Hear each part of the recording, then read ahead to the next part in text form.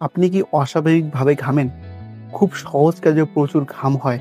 সাবধান, এটি হতে পারে কোনো ভিটামিনের অভাবের লক্ষণ। আজকে আমরা জানব কোন ভিটামিনের অভাবে বেশি ঘাম হয়, তার কারণ, লক্ষণ ও প্রতিকার। ভিডিওটি মনোযোগ সহকারে শেষ পর্যন্ত দেখবেন।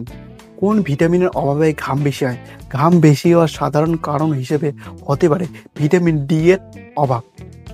এছাড়াও ভিটামিন বি 12 এর অভাবেও ও ম্যাগনেসিয়ামের অভাবেও শরীরে প্রচুর পরিমাণে ঘাম হয়।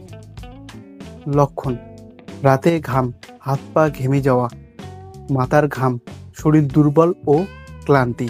কেন এই ঘাম বেশি হয়? ভিটামিন ডি এর অভাবে শরীরের নার্ভ সিস্টেমের ভারসাম্য হারায়।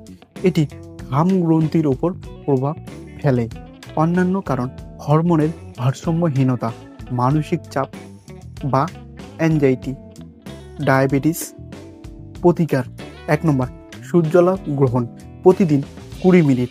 2 নম্বর, ডিম, মাছ, দুধ এইসব খাবারে প্রচুর পরিমাণ ভিটামিন ডি রয়েছে। 3 নম্বর, ডাক্তারের পরামর্শে ভিটামিন সাপ্লিমেন্ট গ্রহণ করুন।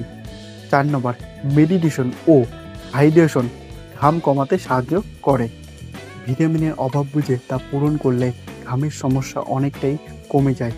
ভিডিওটি দরকারি মনে হলে লাইক দিন, শেয়ার করুন এবং আমাদের চ্যানেলটি সাবস্ক্রাইব করুন। কমেন্টে জানান আপনার অভিজ্ঞতা। ধন্যবাদ।